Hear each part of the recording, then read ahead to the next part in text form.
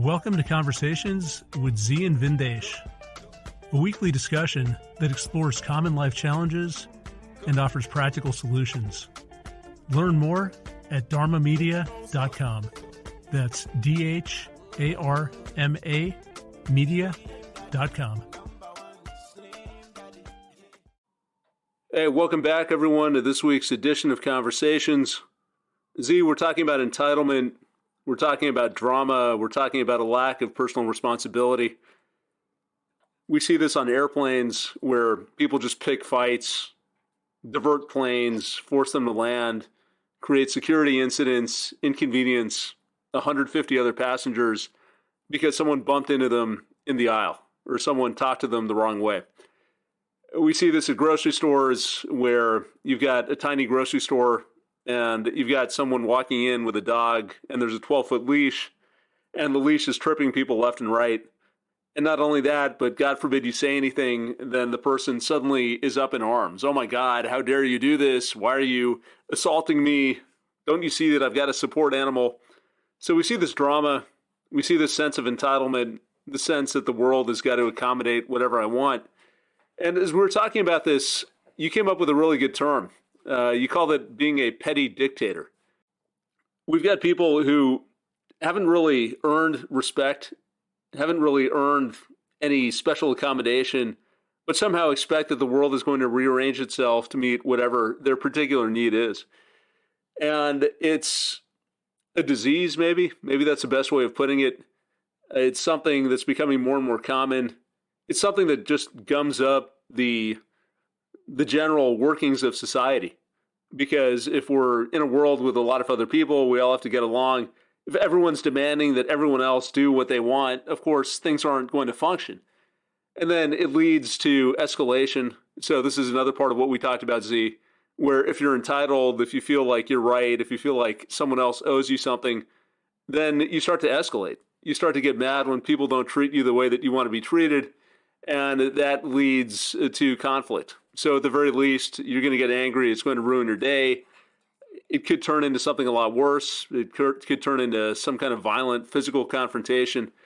And what I find most interesting is it's not just at an individual level that we see this. We see this more broadly at a social level where we have groups of people who behave the same way with this idea of entitlement, this idea that somehow they're better than everyone else. We're exceptional. We are in a privileged position. We have earned the right to behave differently than the rest of the world.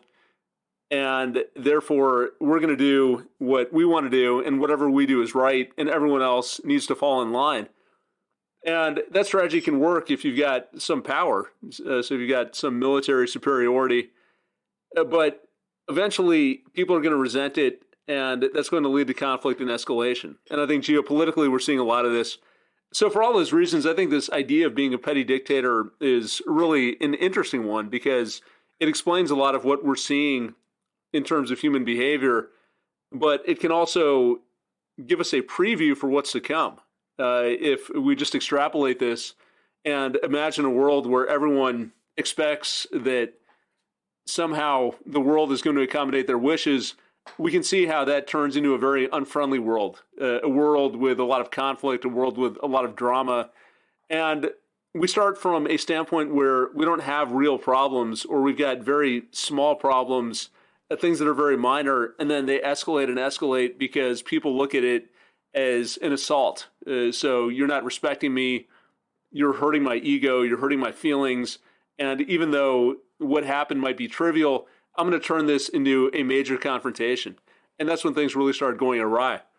So as usual, as we get into the Z, I'm just curious about your thoughts on this topic. We've talked a lot about how society has changed, how people's mindsets have changed. But just kick us off. Give us your thoughts on being a petty dictator. Yeah, Vin, I want our folks to think that way as far as framing situations where you have either you're interacting, encountering, run into, managing, dealing with, or it rises in yourself this sense of petty dictator, that you have a chest laid with medals and combat accomplishment, things you never did. You want to be acknowledged for nothing. You've done nothing, but you want to be acknowledged for something. You want to win a gold medal. I saw a funny little writing that said, in all of history, there have been maybe 250 something Navy SEALs. And the guy said, yeah, I met 1,000 of them the other day. Everybody claims to be a special operator, an extraordinary one, an amazing human being. You're not. You're mediocre at most. Most of us are mediocre. And if we can accept that, it takes a huge burden off of our ego, but it also takes the blinders off our eyes when we see things happening in front of us. Because if we don't call out the petty dictator when they show up, we won't be able to see them anymore. And more than anything, we won't be able to see them in ourselves. And I was talking to a woman today, and she's one person in my generation, just had a wonderful talk, and she thanked me for talking to her and her being able to talk to me without having to think about what she was going to say, how she was going to say it, if it was okay to say, would I be triggered, offended, or unnerved by anything she said, to the point where I want her to adjust her speech and her ability to flow in conversation for the caution of it being uncomfortable for me. So we've reached that place in the world where everybody is a petty dictator. Everybody has etiquettes, rules, customs, and courtesies around their individual behavioral whims. So this opens you up to toxic drama in your life.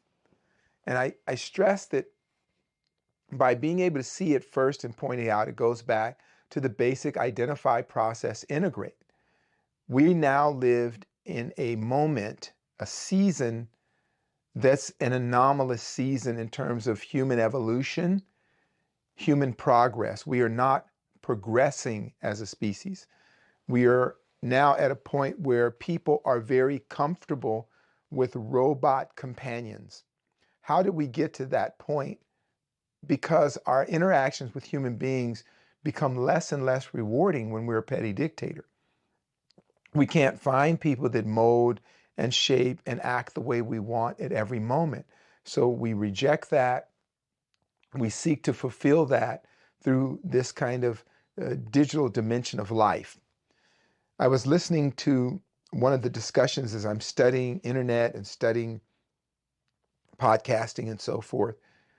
There was a person who was upset because they said they were the first one to use the term intersectionality on the internet, and they wanted to be acknowledged for that. I was like, what? They had a whole thing about how they were the first to say it and they need to be acknowledged for it. No, you don't. You're making up words, so what? Now that it's in the free space, it's open sourced. Why do you need to be acknowledged for that? And it made me think about what that word even meant, is intersectionality, because I didn't know what it really meant. I didn't get it. I understand what the word means. I understand words, but I didn't understand how they use the word. So for those of you who are behind me, which I hope only 2 or 3 people are, but if you have more than one complaint, I think is what it means. So I'm black and crippled. So I'm at the intersection of handicapped and handicap. Okay? I think that's what it means, right? Okay? So you're intersectional. So that makes you what? What reward, what medal should you get because you're intersectional? It makes you a victim. Right. That's the medal you get, and you can wear that on you could put that right next to your Hero of Non-Achievement Award. It means nothing. It absolutely means nothing, right? And we need to call that. Those of us you can't say it out loud because there's too many people who have bought into that, and we're opting out of that. So you hear these different made-up terms. As the pronoun list gets longer and longer and longer, right? The different terminologies, and you can see the power of what you call a thing. And that goes into the conjuring. That's like conjuring. So you have a mantra and you keep saying something, and it starts to take on a momentum, a quantizing, and it becomes something that people pay attention to. right? It becomes part of a cultural meme. It becomes part of an action that you take. And it can be also reversed. I was explaining to my 8-year-old today, we were driving, and I said, cars didn't have blinkers. He's fascinated with blinkers. He said, yeah. I said, yeah, we didn't used to have blinkers. It used to be when you got your driver's license, you had to also know hand signals. And that, Caitlin is shaking her head and giving me that weird look. Really? And she said, yeah, well, anybody that's over 45 or 50, I think, remembers when you got your driver's license, you had to know hand signals. Stick your arm out the window, straight out, that's a left turn. Bend your arm up, you're making a right turn. Hand down, you're going to stop. So because signals in cars were not mandatory, it was a kind of a cute feature. Blinkers, they call them dippers in India. They don't even use them the same way in India. They just throw the blinker on to tell you to go around. Called dippers. So here we had hand signals. And with that hand signal came an awareness of other people around you and a certain courtesy. Now people have turn signals and they don't even know what they're for anyway. They don't even use it. What it does, it turns off the robot in the car, the lane change robot. Now, if you use your blinker, you can change lane without the robot fighting you. Okay, that's how it is in new cars. So times have changed. I accept that. But also with those changes, it's part of our observation of our evolution as a species. So hand signals forced you to have a certain amount of consideration and courtesy for people around you. Your intersection with others, right? Here's where my life intersects with yours. Intersectionality is not used that way. An intersection is where we meet, where we do commerce, where we exchange. Doesn't mean that anymore. It means I get an extra victim award over you. I'm more of a victim than you, when it actually used to mean where we must exchange time, energy, commerce with one another. Human capital. I think it's important to remember that and to know the power of the way we speak, so that those of us who are wanting to fare well, do well through this bizarro time, we feel better about our moving away from it, rejecting it, not buying into it, not immersing ourselves in this understanding and having long seminars and workshops on nonsense. It's nonsense, and it destroys your soul. As I was telling you earlier, we were talking, Vin, about the behavior of people and how the conflict. And I was teasing Caitlin in a holistic way, because we got much love for Caitlin, but she's also our lab rat in terms of understanding where people are at. I talked about her reaction to me and the dog at the door. Caitlin, of course, thought I was over the top. I took that okay, because all my life, as a brother living in America, anything I do is over the top. On my best day, I'm 5'9" and 160 pounds, 177 centimeters, according to the coroner's office, and I weigh 160 pounds. When the police stopped me and described me, I'm 6'1", 250 pounds. The description of me on the police is all that, on all my police stuff. That's my description. So I've learned to what I call diminish myself for a particular audience of people. Why do I diminish myself? Because I'm scared? No, I'm not scared of shit. I just want to get to point A to point B with the least amount of stress, the least amount of drama. So I'm always looking to leave the theater and not be, I want to watch the theater, I don't want to participate in the show. So I've learned tools, but I also hear things. I hear things that people normally don't hear. And those things are alerts, not triggers, they're alert. So I get why you would see what I did a certain way, because that's not something you've ever been through. There's an innocence to that. So for our audience, we'll tell the story, right? Let's tell the story. So for many of you who've been to Dharma, some of you have been to Dharma, it's a small office, 2-story building. We sit on a corner of, it's a weird corner. It's almost like 3 streets coming together, right? And it's almost like saying you're on the corner of 2 dead-end streets, but not really. And so we have a door and people walk by. And now in this era of dogs being used as, what do we call them?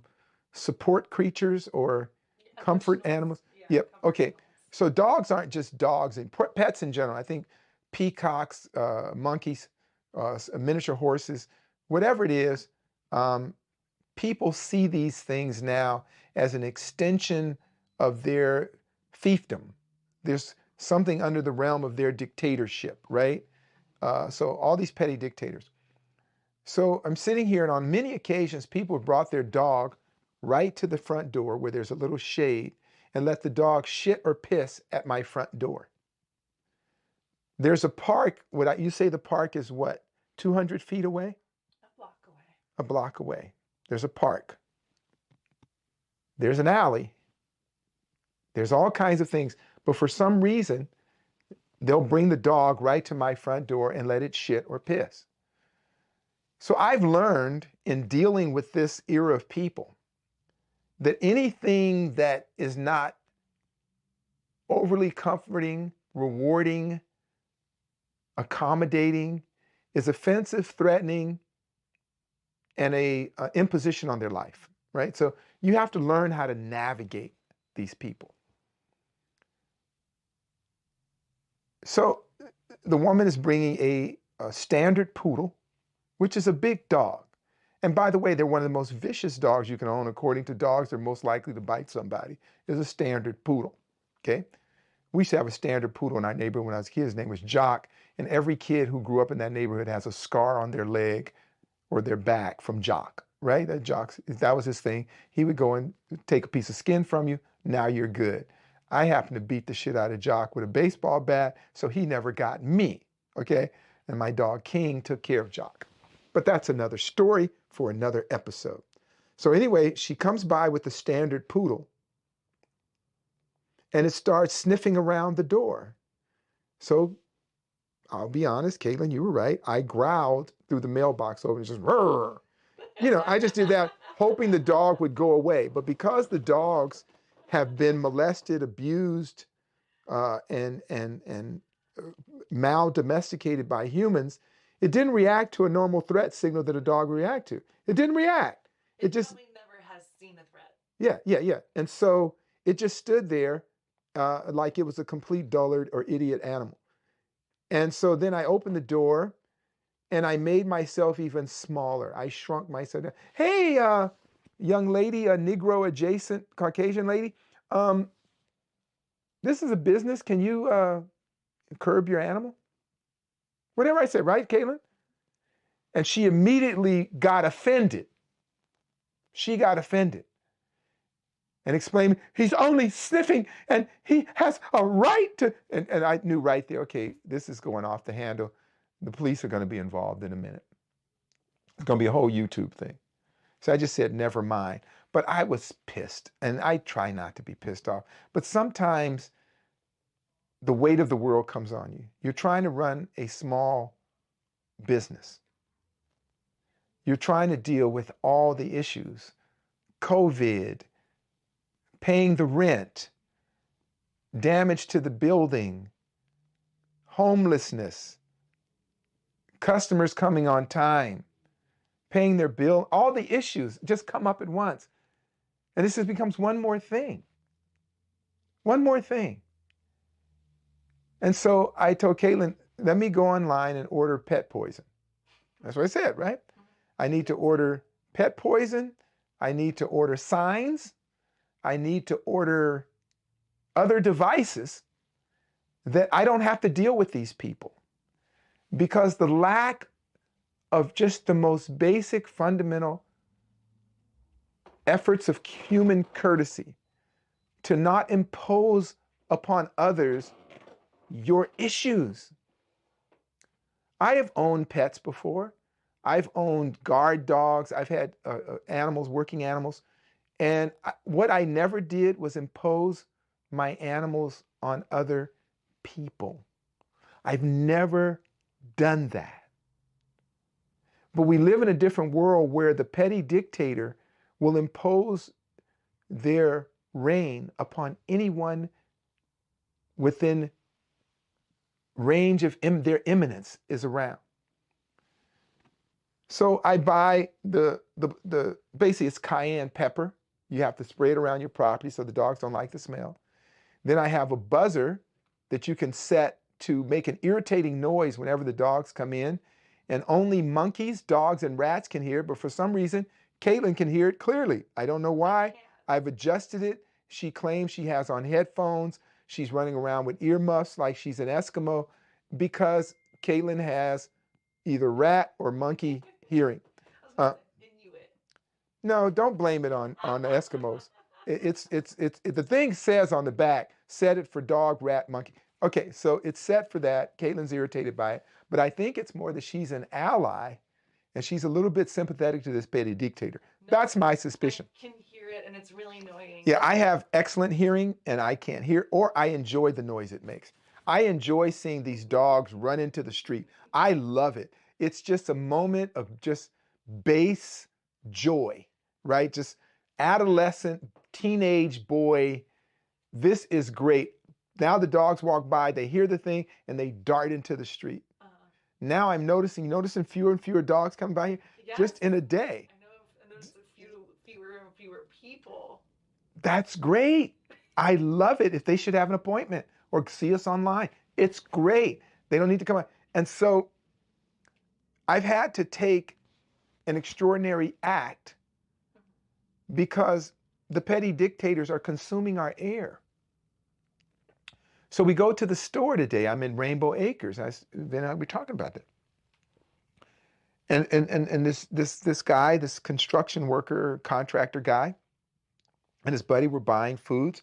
Rainbow Acres is a small store in our neighborhood. It's very crowded. If two people are walking down the aisle, you'd have to turn sideways to pass another person of normal girth and size. And suddenly the guy has hands full and he almost falls into the refrigerator. He's going for a dive and his friend dropped the groceries and caught him, prevent him from literally breaking through the refrigerator. He says, like, what the hell's going on? I look and there's a person there with one of these rat dogs on a 12-foot leash. The dog has walked in circles around the man's feet. Nope, you couldn't even see the dog. You might have thought it was a rat running through the store. But it's lunchtime. You're just trying to get your lunch and get out. And it's tangled his feet like a lasso. He almost crashes into the refrigerator and breaks it.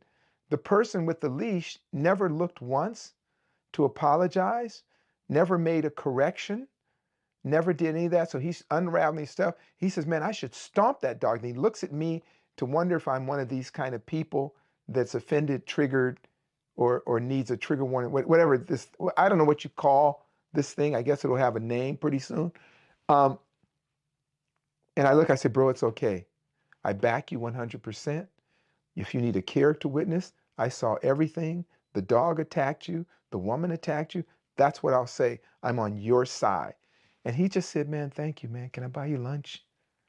So I've had experiences where people are so relieved at simply being able to have a point-to-point conversation with another human being without the petty dictator showing up and telling you how to talk, how you should speak, and how you should think about something.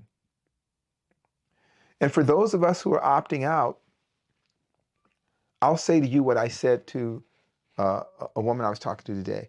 She said, what can we do? What does the future look like for us? Will it get better? I said, look, I don't own the truth, but I don't think it'll get better.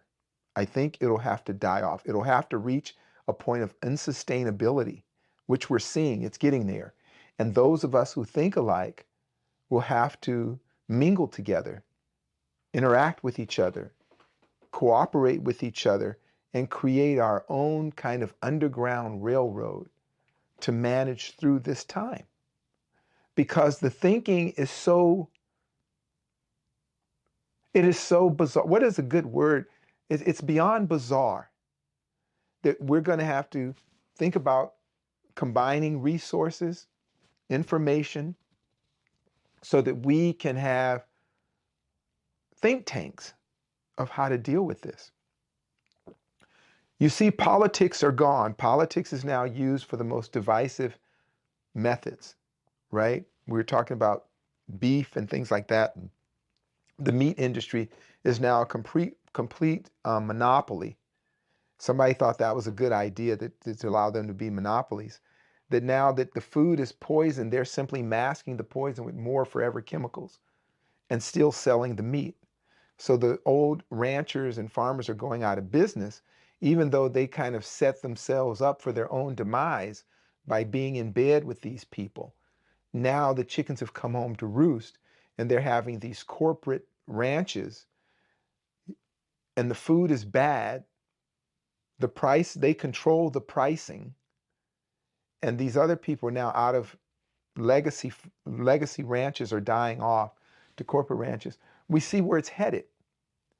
What's the next thing? What's the next thing? Let's just follow the breadcrumbs. And for us, it is really having more think tanks when it comes to educating our children, sourcing our foods, looking at new products and inventions when they're small and haven't been consumed by the corporatists and by the what do you call these oligarchs, or these kinds of robber barons, so to say. And we have a small window of time when things are good, right? It's kind of like what we talked about a few weeks ago about Celsius. When Celsius hit the market, it was a great product, few ingredients with good stuff. Now that it went into the robber barons and into the monopolies, they've added car paint to it and forever criminals and Teflon. Why? I don't know. They said it sweetens the food. They didn't have to put that in there, but apparently it's very cheap, it's addictive. So everything is going that route. So opt-outs, we want to be able to see the petty dictators. Don't confront them. We want to depopulate their realm, right? Their kingdoms. The comedians, again, are good testers for that.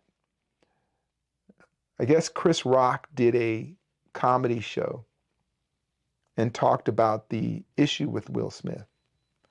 And there's half of the things are coming out saying he's offending women, and he's particularly offending black women. He's not. He didn't. It was a lightweight comedy. Wasn't as funny as Dave Chappelle. But he's a comedian. Comedians are supposed to provoke, offend, make you think about stuff. And there's long commentaries on what an offensive guy is. He's not offensive. It's comedy.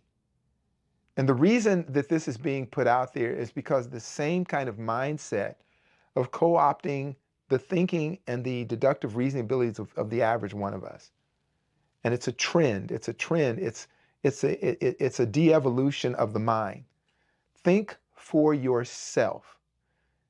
Simple things. Keep the drama low. Keep the drama in your life low. If you don't like it, don't listen to it.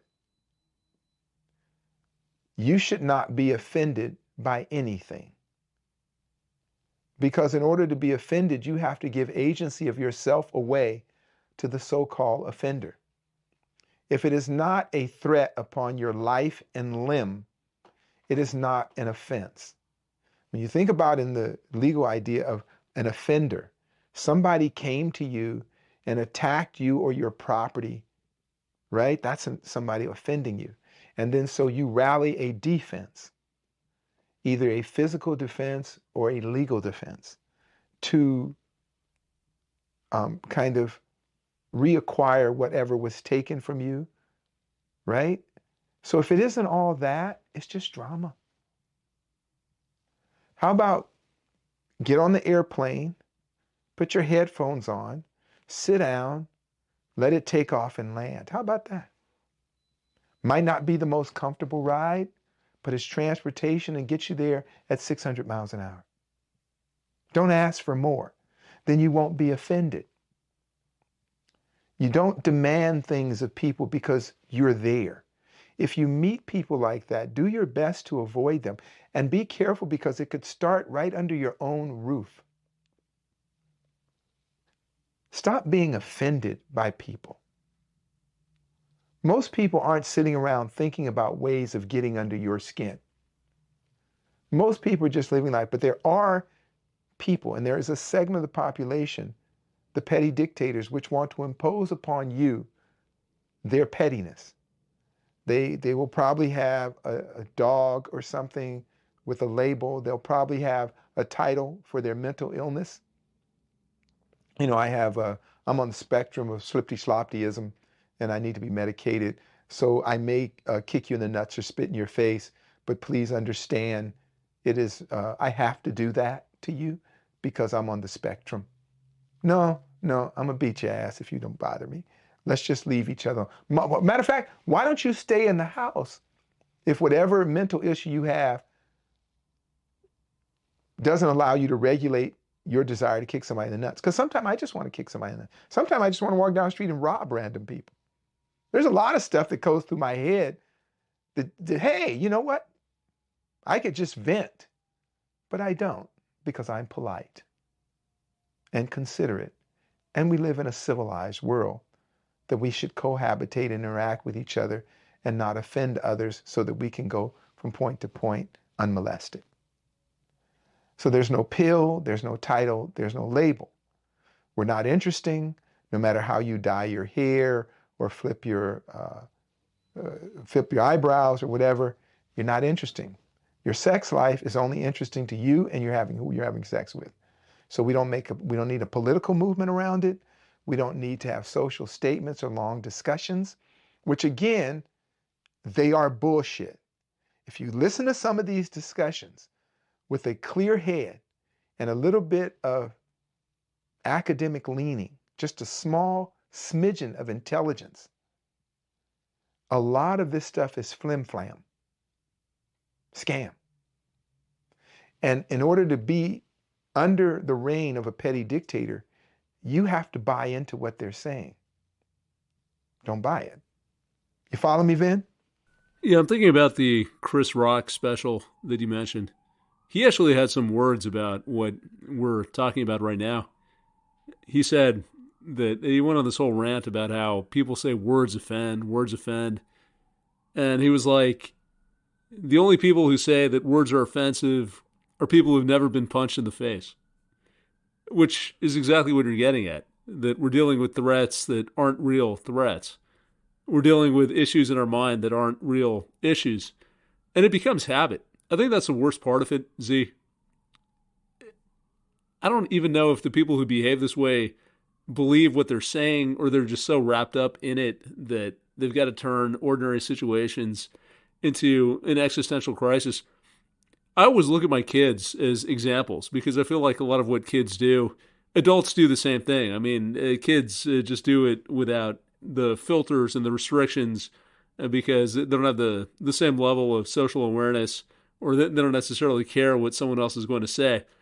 But a lot of the behavior is the same as behavior that we see in everyday life. It might just be concealed a little bit better or dressed up. Or even if it's not dressed up, it's called something else, so somehow it becomes socially acceptable. But I look at my kids, and at times they get into this habit of drama, which is exactly what we're talking about, where everything is a big issue. Everything is a conflict. It's like, okay, do this. What, you're asking me to do this? Well, why do I need to do this? Okay, don't question me, just do it. I'm telling you we have to do this. Fine, you're being so rude. Why are you talking to me that way? And then it just goes on, and it continues, and it turns into horrible situations. And actually now my daughter is coming because she's... You know, I heard you all the way from my room. Yeah, okay, I'm sorry. Yeah, dictator. Yeah, I know. I'm a dictator. Hey, let me finish this thing up, please. Yeah, so we got some real-time examples of this behavior going on. But it just becomes conditioned. So with them, it's interesting because I can see how reflexive it is, how there's no thought behind it. It almost doesn't matter what the trigger is. It doesn't matter what the situation is. It's just an automatic response. And I feel like that is how people have learned to conduct themselves. So then we move away from kids and we look at adults, and it's the same sort of thing. It's you take these minor situations and there's just a habit of embellishment. There's a habit of drama creation. We talked the other day about a conversation that my wife was having, and I don't think she was aware of what she was doing, but she was talking to a friend of hers, and she was relating a story, and the story was happening within our family. And it was a pretty innocuous situation, at least from my reading. It didn't seem like a big deal.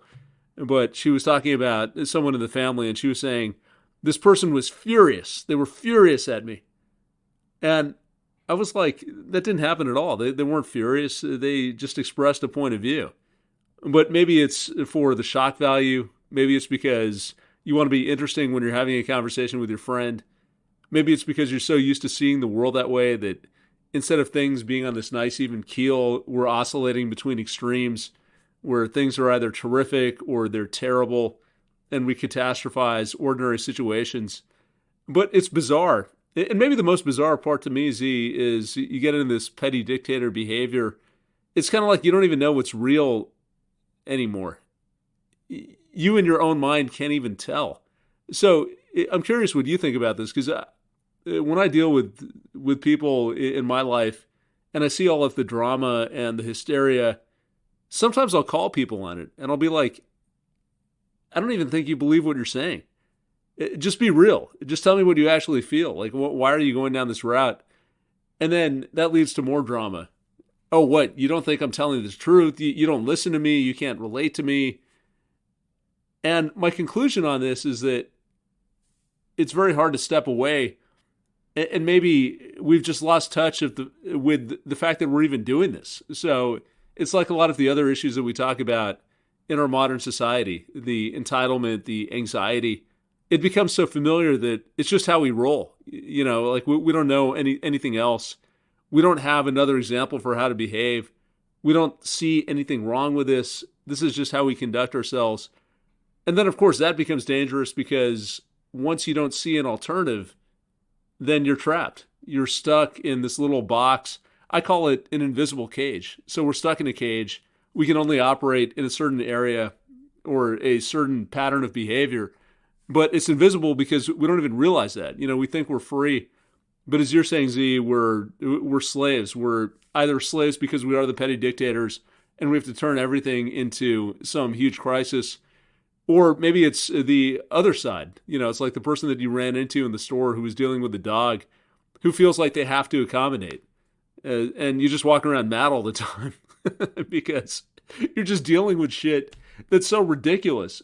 And the imposition just to get by, just to go and shop and get your lunch, it's such a huge set of requirements. It's like, okay, now I got to be on guard. I got to look out for animals. I have to look at leashes. I have to make sure they don't trip me up. If they do trip me up, I have to hold what I want to say because I don't want to offend someone else. I don't want to get yelled at. So we can't just be, you know, we just want to go and live our life and get through the day. But instead of doing that, we've got so many rules and regulations and stipulations. And then the worst part of it is we don't even know what the rules are because they're constantly changing and they're arbitrary. They're whatever people decide they are. And the things that people get outraged about, I mean, that was the other interesting thing about Chris Rock's comedy special. He called it selective outrage. And his point was that, yeah, we get mad at one thing, but not another thing. He brought up this example of R. Kelly versus Michael Jackson. You play an R. Kelly song and everyone's offended. Like, oh my God, R. Kelly, how terrible. But you play a Michael Jackson song and people are rocking out. But the crime is exactly the same. Like, why is one's character better than the other? But we just choose to focus on one thing and not the other thing. So it's arbitrary. There's no standard. So not only do you have all of these rules, but the rules are constantly changing. There's nothing that you can anchor them to. And you just walk around in this perpetual state of anxiety and probably with a lot of anger, just because you feel suppressed. You feel belittled. You feel like you're forced to perform for someone else, that someone else is controlling you. I mean, I went through this the other night with my wife. She has problems getting to sleep sometimes. And what happens is she falls asleep while watching TV. And so she's already asleep, but then I got to get up and go put away my computer, go and brush my teeth. And so I'm making some noise, and then that wakes her up. So the other night, she fell asleep, and I go into the bathroom, and I open the bathroom door, and she's like, "What? What was that?" And then she said, "I almost had a heart attack." I said, "What? What do you mean you almost had a heart attack?" Well, that noise, the click of the door, my heart is racing. So please leave the door open. Or if you open the door, don't make any noise. So I said, fine. So then the next time I had to open the door, it took me a good 45 seconds to open it in a way that it didn't make any noise. And then I had to close it very carefully. And of course I couldn't see anything because the light wasn't on. And I'm thinking, this is just so ridiculous. I mean, it's taking me a minute to open and close the door. I'm terrified that I'm going to wake her up and it's going to be this big domestic confrontation that we get into. And whatever. I mean, you could say that's a one-off situation. Actually, I wouldn't say that, but I don't hold it against her.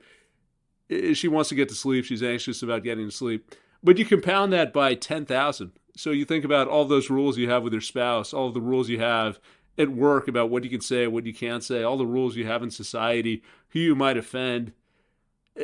And it just becomes something where you want to tear your hair out. You know, it's like you want to scream. And then we wonder why people are losing their goddamn mind and going and shooting people or driving off cliffs because we're subjected to this tyranny. I think there was another word. Someone in the opt-out community might have called this a micro-tyranny, referring to something else, but I think the same concept applies. It's these little micro-tyrannies that we have to deal with, and it just takes such a toll on our psyche that we're ready to snap. So I think you're right, Z. I mean, maybe awareness is the best place to start, both for the petty dictators and for the subjects of the petty dictators, just being able to see that pattern and then step out of it. So those are just some of the thoughts that I've got.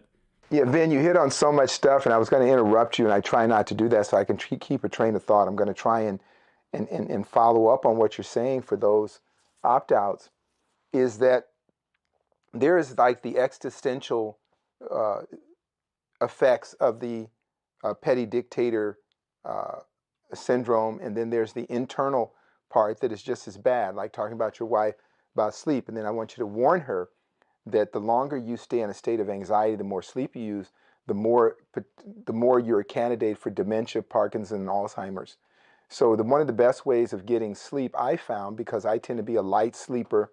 I'm like, I have to have all the guns around me, everything, weapons, all the doors locked, then I can fall asleep, is that stop worrying about falling asleep. I know it sounds, one of the best things I've learned recently is if you want to go to sleep, accept that you may not fall asleep right away. If you start running around looking for inner peace, you will lose your inner peace. So just lay there and deal with it. Observe yourself. Say, hey, eventually you're going to fall asleep. And the more you train yourself to let go, the easier it is to sleep. You think about when you go to India, you go to Africa, you see people sound asleep in the middle of a busy street. Right here in LA, cardboard box, empty jug for a pillow, snoring, farting, scratching, sound asleep. Rats running over you, no problem. They've accepted the moment. I'm tired, then sleep. For those of us who have the luxury, a sense of entitlement, a seeking comfort mentality, there will never be enough things to make us sleep. There won't be enough melatonin, enough sleep aids. There won't be enough dark goggles, white noise, all the things we try to use when we can't sleep. And I just recently had an epiphany. Let it go and just lay down. If you fall asleep, you fall asleep. If you don't, you don't. If you worry about being tired the next day, that's going to keep you up. Everything you worry about is going to make you sleepier. So that's something that I think you can share with your girl. Another thing, when you talk about the petty dictator, I want to talk about it as it affects us as human beings and where we buy into it.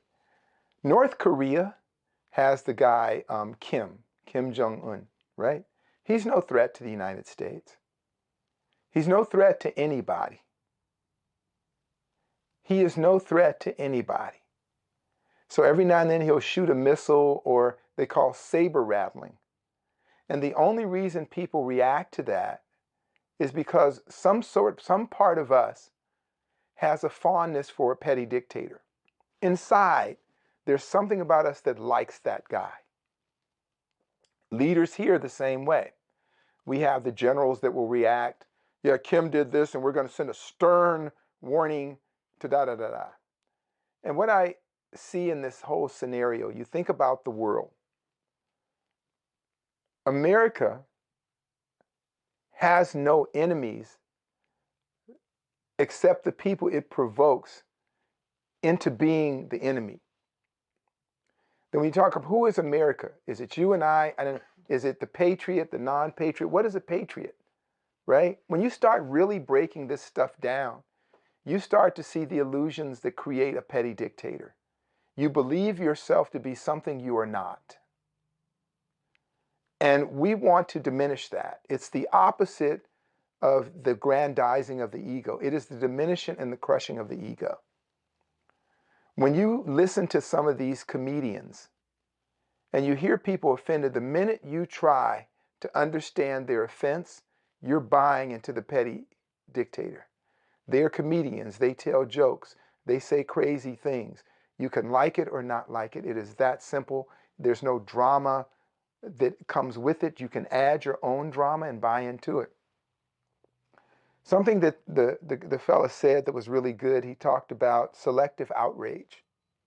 This also gives you the stasis, the petri dish to grow the petty dictator. Selective outrage. Remember the Ukraine thing? When people were really into Ukraine? And now it's come out that the Ukrainians were the one that blew up the pipeline going to Germany so that it could encourage other people to get involved in going against Russia. Also, there's a problem in the UK, in the UK with Ukrainian refugees. I wonder what that problem is. What happens when you invite a bunch of Nazis into a non-Nazi country and they have to deal with people of other diverse ethnic groups? So the Ukrainians are upset that they have to live amongst people of color. So they want to be moved to different areas that have no racial, ethnic, or religious diversity. Aren't parts of London like really Yeah. bad too, I've heard? Yeah.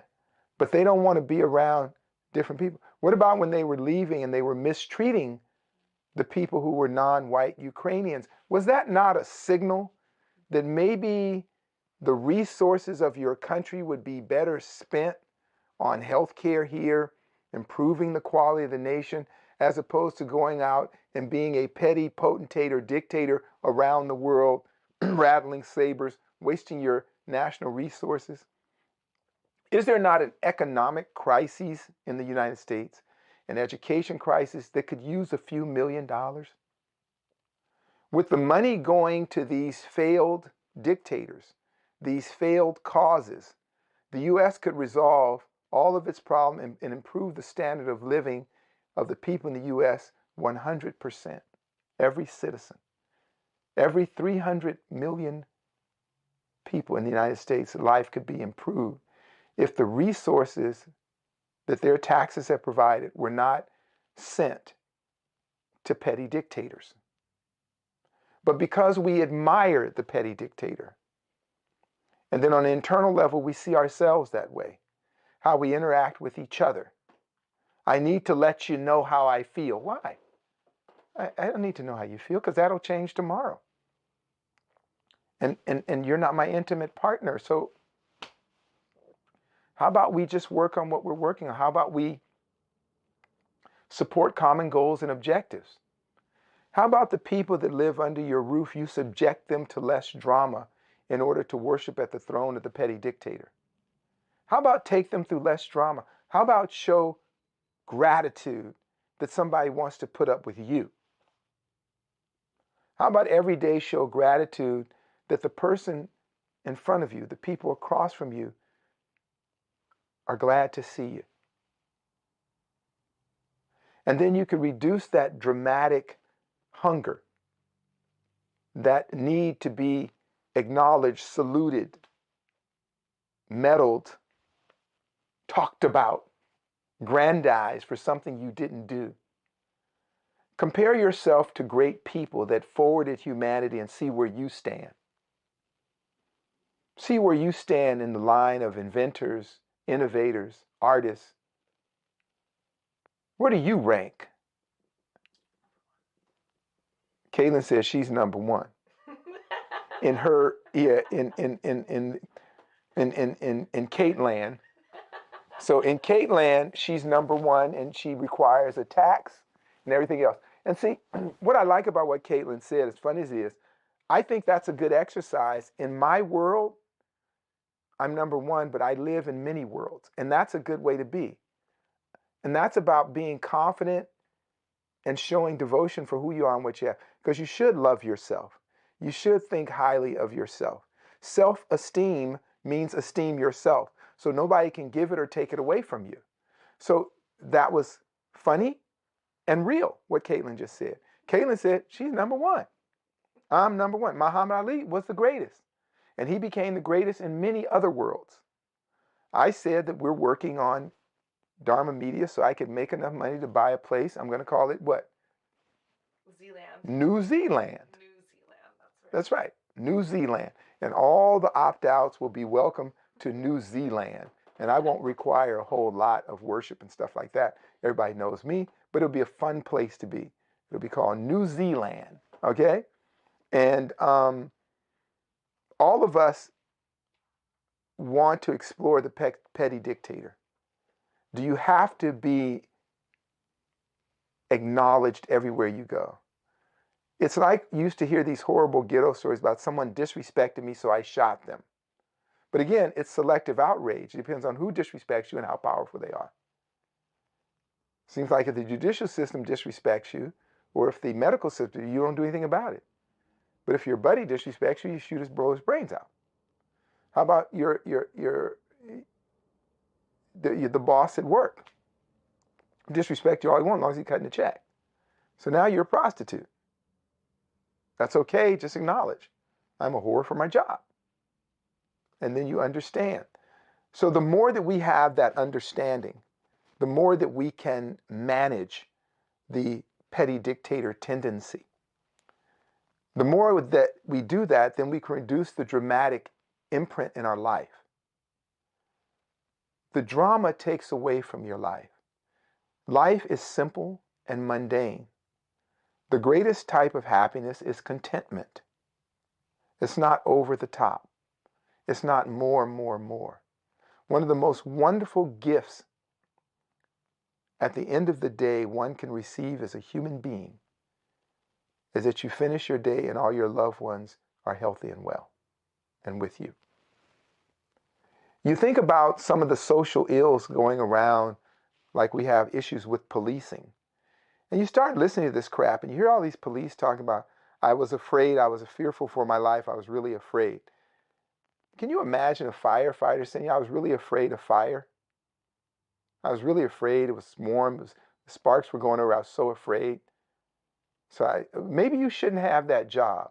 Can you imagine going to the hospital and the doctor said, yeah, I did well in medical school, but I'm scared of blood.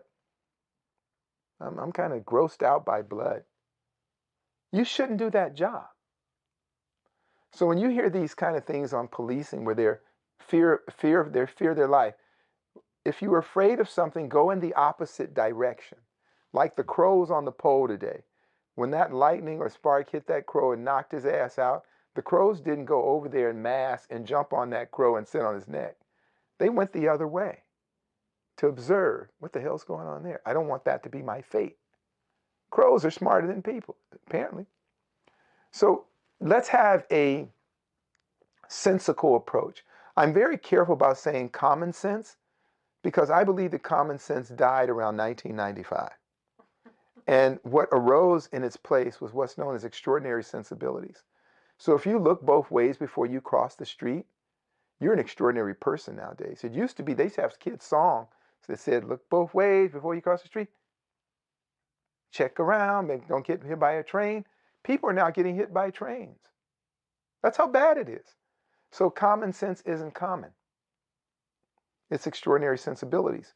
So for us opt-outs, we're going to identify and assassinate the petty dictator in our own heart. And when we see it in others, we will not bow down to it. We will not engage it. We will avoid it. But you must treat it as if you're in a land of dictators. You can't just do it openly, like when I dealt with these crazy people here. You have to find a more surreptitious way of avoiding them. And remember, even some of your friends and allies have drank some of the Kool-Aid like Caitlin did, and you'll get into it with them because for their first reflex is to defend the petty dictator. Yeah, it had sucralose in it. That's right. That's right. And so you get a little of that sucralose, you got to flush it out of your system. So Caitlin's trying to flush that out of her system now, and she's starting to already feel better. All right? Whatever. Wrap us up, Ben. No, I think that's about it.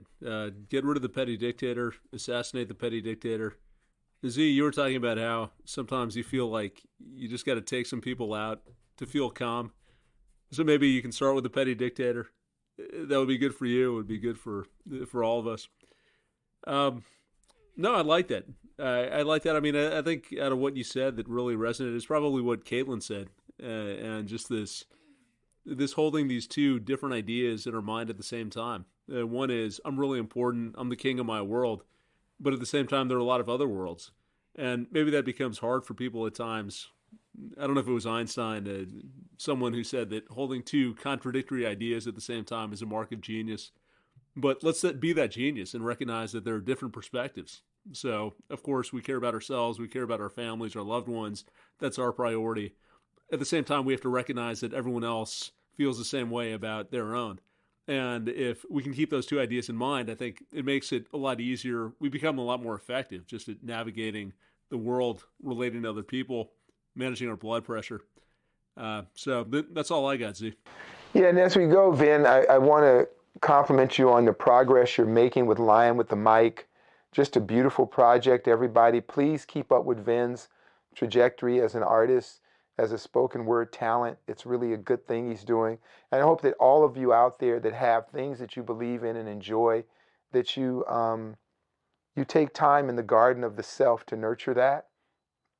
I'm going to try to do the same thing. We're trying to grow Dharma Media and turn it into a viable, functioning, living, breathing entity so the old man can retire. My retirement looks like me really working on a few books and developing some things and watching the other people step in and grow this community of people who've been involved in Dharma for 30 plus years. More Tai Chi, more Qigong, more yoga, more wellness, more integrative medicine, and more independent thinking, which is a really rare commodity. It's rarer than iridium, and we need independent thinkers. We need to grow the intellect so that humanity can do well in our short journey through this time continuum. I also want to encourage opt-outs to know your limits when it comes to dealing with a lot of the political stuff. It's very divisive. It's very hate-filled. It's very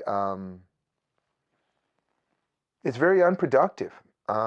It's jump the train. If you want to be an activist or something, be the best example you can be. And mind you, I come from a family of revolutionaries, of activists. I have participated in many places in history. I've sacrificed much in my life for the idea of human rights.